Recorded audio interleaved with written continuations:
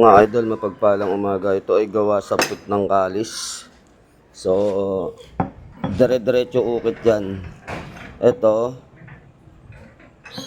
so meron siyang 2.0 gold na halo. So, ito mismo ukitin natin. Puputulin, tapos ukitin. Ayan, ganyan ang mangyayari. So, purong-puro yan. Yung matitira, yung may iwan, ating papatunaw, papagawang medalyon. So mamaya makikita ninyo yung pagkaagawa. Ito yung tinatawag nating tuldok na pinagmula ng lahat ng kapangyarihan. At Yeshua HaMashiach yung nasa likod niya, mga idol. So yan, purong-purong kalis yan na gagawin natin. At ang matitira niyan ay ating ipapatunaw.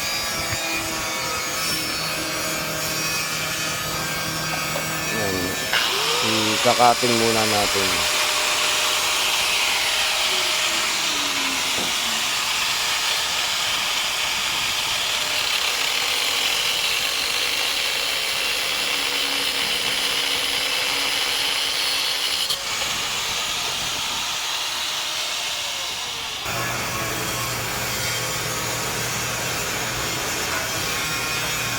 Ating matigil.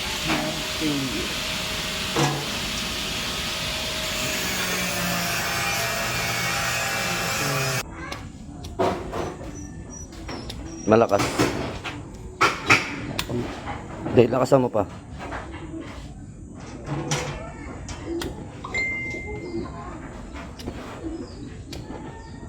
Lakas pa.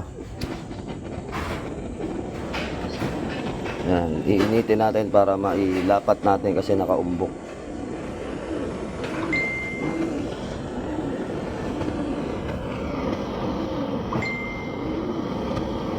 Para ma-flat siya.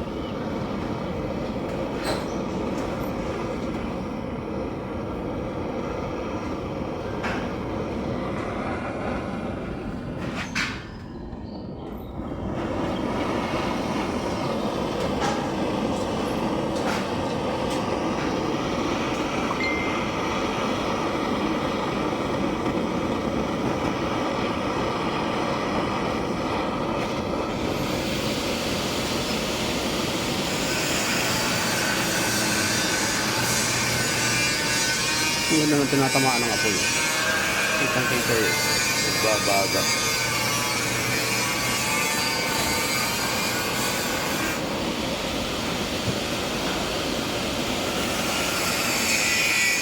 Nagbabaga talaga siya, mga idol.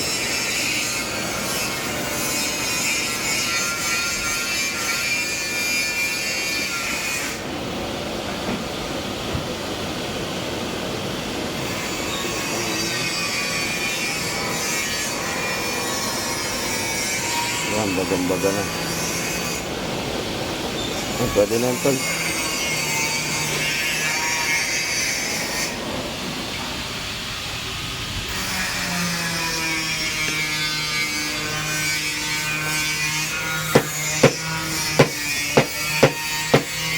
Natunaw yung ano niya.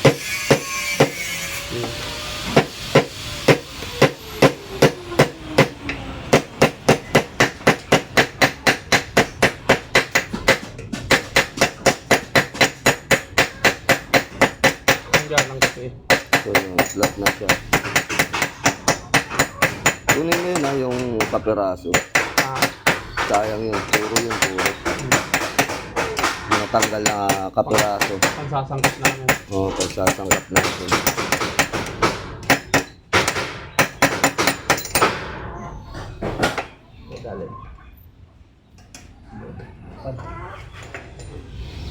So yan mga idol, lapat na siya. Init niya na. Nawakan mo.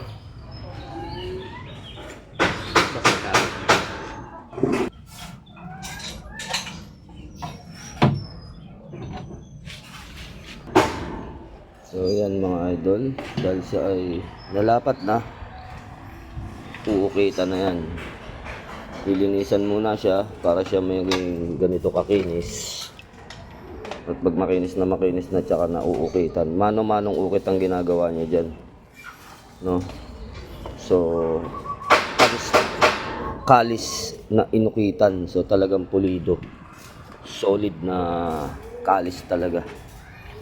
Kaya, kalanting. Talagang napakaganda nitong kalis na to.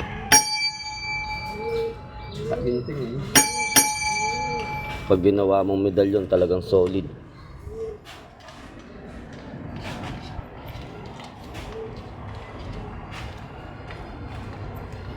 Yan kaganda ang mga gawa natin. Ang mga pulidong medalyon.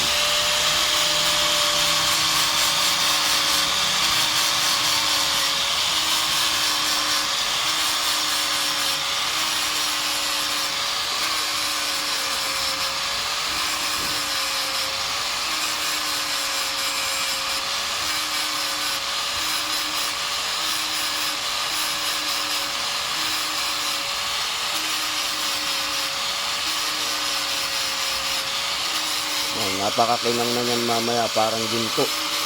Sobrang kinang.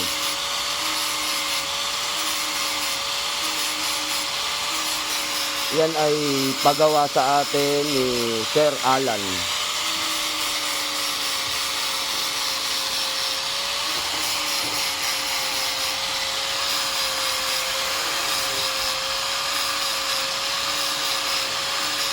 Yan, para mabura yung kanyang mga letra na nakaukit doon. So, buburayin niya para talagang pulido. Kung titignan natin mga idol, parang gold na siya, no? Parang gold bar na. Grabe ang kinang.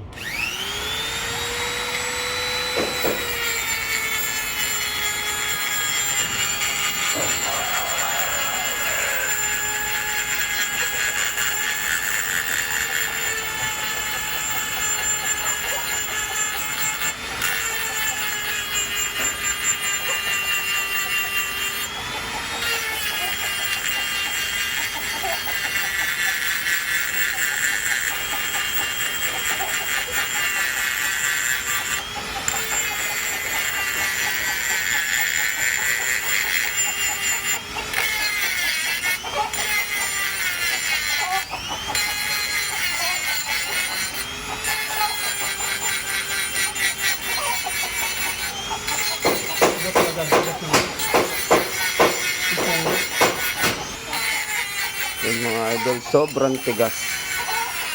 Ganyan, makunat talaga pagka purong kalis, ano. Kaya pag may mga nag-o-order sa amin nito, iba ang presyo. Mas mataas ang presyo pagka mga purong kalis kasi napakahirap niyang ukitin at napakahirap gawin.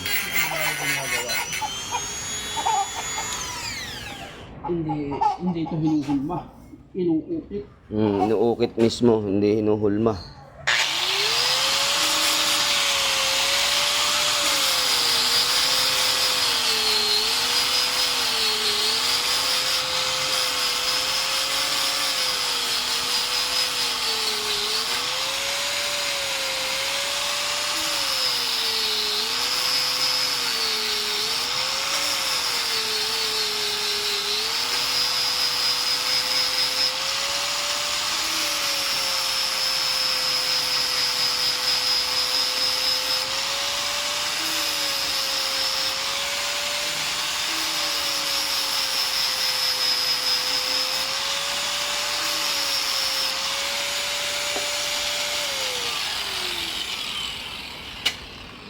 Pantay na.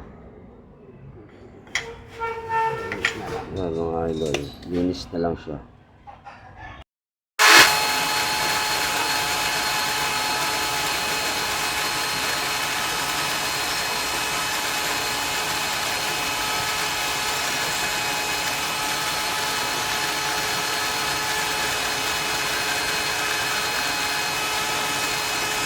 Lods, ito na yung ating natapos na gawa, yung tuldok na medalyon na pinagmula ng lahat ng kapangyarihan na naayon dun sa libro na kung hindi mo nakikilala ang pangalan na ito ay walang kabuluhan ang lahat. So ito yung likod niya ay Yeshua HaMashiach. Kung makikita ninyo yung kanyang pagkakagawa ay style talaga ng imahe na makikita sa mga aklat ng Roman Catholic. So doon makikita itong mga to. Napakaganda at napakainam. So yan mga idol, para siyang ginto talaga dahil may 2.0 gold dito. So yun, natapos din sa wakas. Sa susunod na lang yung iba pa natin gagawin.